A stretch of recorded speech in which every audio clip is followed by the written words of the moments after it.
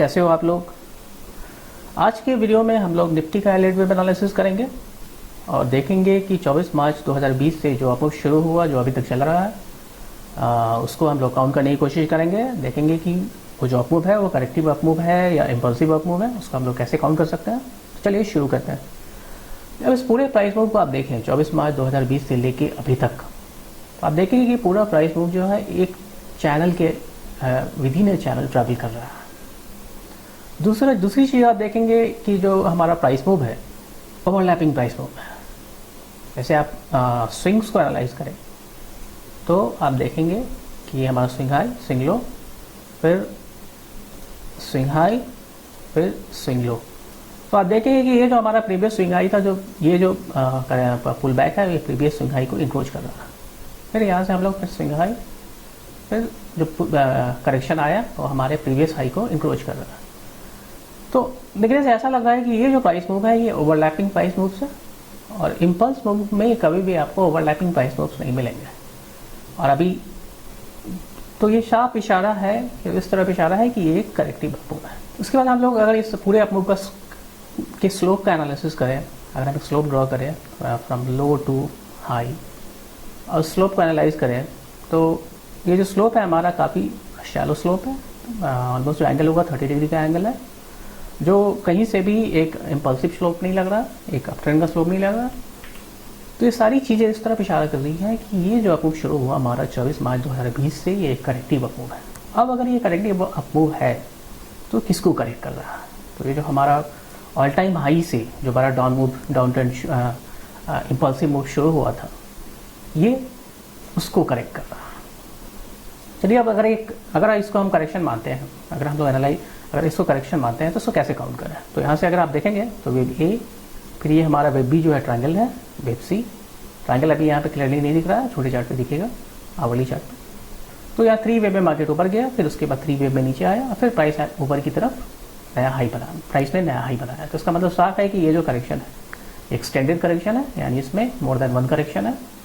तो यहाँ पे हमारा सी कंप्लीट हुआ, फिर जिसका मतलब है कि जो ABC जो पहला ABC है उसको कॉम्प्लेक्स और या एक्सटेंडेड करेक्शन में W बोलेंगे, फिर X, फिर उसके बाद प्राइस 3 वेव में ऊपर जाएगा। यानी एक्सटेंडेड करेक्शन या कॉम्प्लेक्स करेक्शन में हमारे 7 वेव्स होंगे। ABC पहला करेक्शन, फिर X वेव और ABC, यानी 2 ABC होंगे, उसको X वेव जो है ग्लू करेगा।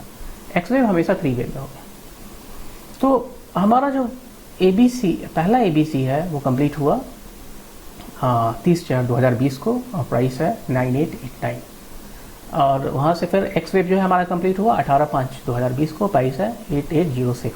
और यहाँ से यानी जो पहला ABC है उसको हम वेब W बोलेंगे, फिर X, उसके बाद हमारा यहाँ से दूसरा ABC शुरू होता है। तो दूसरे ABC के वेब ए को देखेंगे, विदाउट ब्रैकेट, जो डबल ब्रैकेट विदाउट बोल्ड ए है, तो वो जो है वो 1 2 3 4 5 यानी 5 वेब्स में है।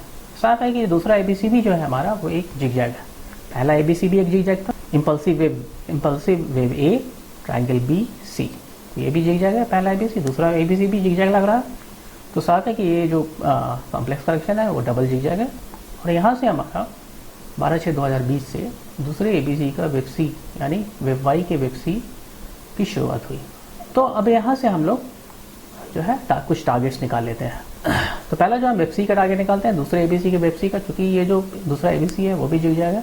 वो जानते हैं कि जिगजैग करेक्शन में वेब सी का जो टारगेट होता है, पहला हाई प्रोबेबिलिटी टारगेट होता है इक्वालिटी का, यानी wave C equal to wave A, दूसरा 138% और एक 123.6% में वो ले सकते हैं। तो यहाँ से हम लोग फिबोनाची एक्सटेंशन लेंगे, wave A start from the start of wave A to end of wave A, और उसको बी से हम लोग 100%, 138%, 123.6% मेजर करेंगे। तो 100% आ रहा है हमारा 11070 के आसपास, तो प्राइस ऑलरेडी इसके ऊपर निकल चुका है, तो हम लोग आगे कर लेंगे। 123.6% आ रहा है हमारा 11400 के पास, और 138% जो सी वेव का टारगेट आ रहा है दूसरे ABC के सी वेव का, वो आ रहा है 11650 के पास। हटा देते हैं। तो अब हम लोगों को एक टारगेट जोन मिल गया, पहला है 11400, दूसरा है 11650।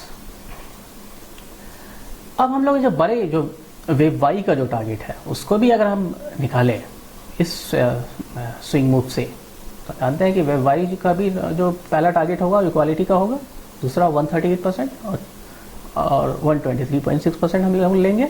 तो हम लोग जो हमारा वेब डब्ल्यू है, start of web W two end of web W, और उसको वेब एक्स से हम लोग प्रोजेक्ट करेंगे ऊपर की तरफ, यानी वेब डब्ल्यू का हम लोग 100% और 138% लेंगे, 123.6% और 138% लेंगे और वो उसको प्रोजेक्ट करेंगे एक्स से। तो हमारा 123.6% आ रहा है 11,750। 138 नहीं लेंगे क्योंकि वो 12,000 तक जा रहा है, तो फिलहाल उसको छोड़ देते हैं हम।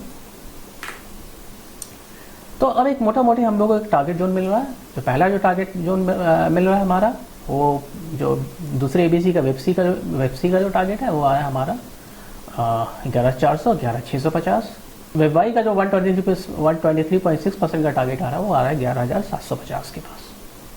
अब इसे इंटरनल वेब को देखें, वेबसी के इंटरनल वेबसी जो है दूसरे एबीसी का वेबसी, वो इंटरनली कहाँ पे है, तो उसे हम लोग पिन पॉइंट कर सकते हैं कि कहाँ पे पैकेट जो है इस अपमूव का एंड हो सकता है। हम लोग अभी डेली चार्ट पे हम लोग 2 आवर्स के चार्ट पे आते हैं और उस वेबसी को एनालाइज करते हैं 2 आवर्स के चार्ट पे।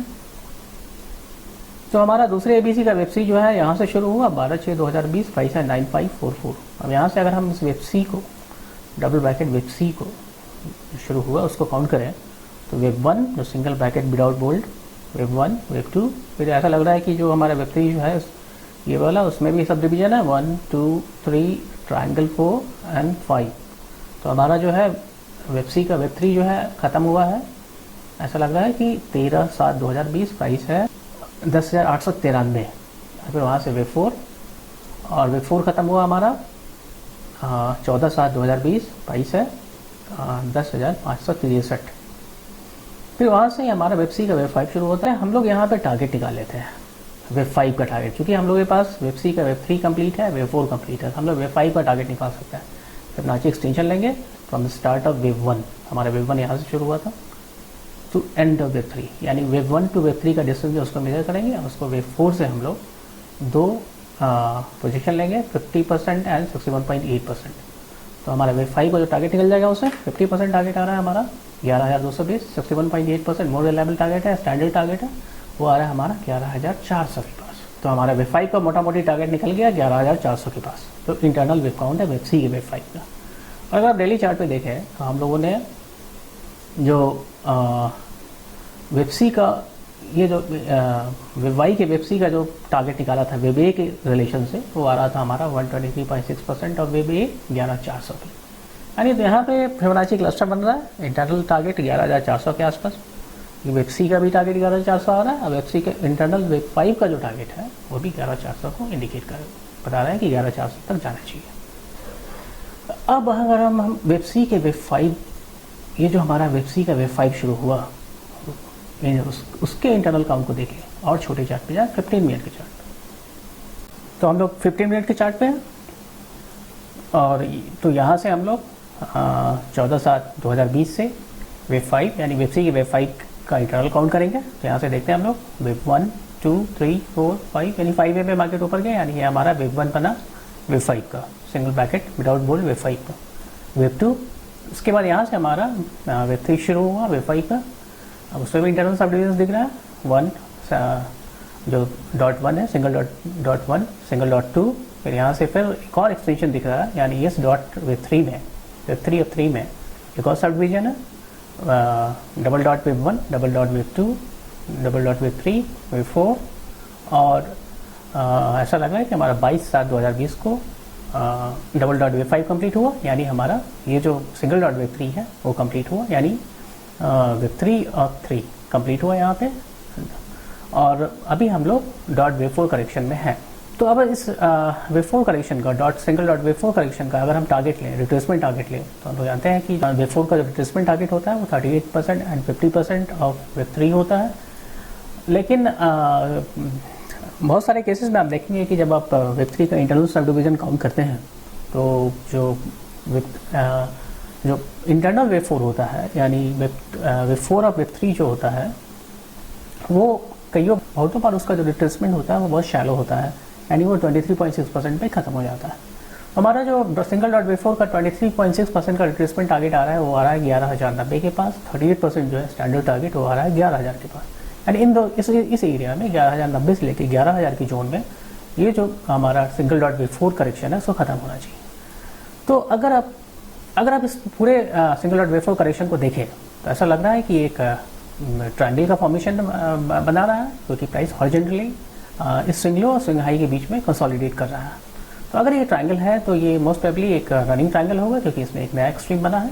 वे बी जो है रनिंग ट्रायंगल में हमेशा एक नया एक्सट्रीम बनाता है।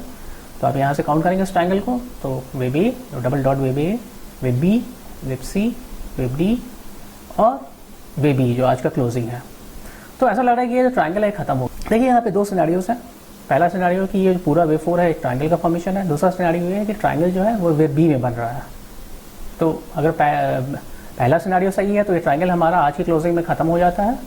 और इस सिनेरियो में कि ये अगर हमारा सिंगल डॉट वेव फोर पूरा का पूरा ट्रायंगल है तो मार्केट को नीचे नहीं आना चाहिए, और फिर कल या आने वाले दिनों में मार्केट ऊपर जाके हमारा जो वेब डी जो है जिसको वेब डी माना ट्रायंगल का 11,183 के पास, यानी 11,200 मान लें, उसके ऊपर निकल जाना चाहिए।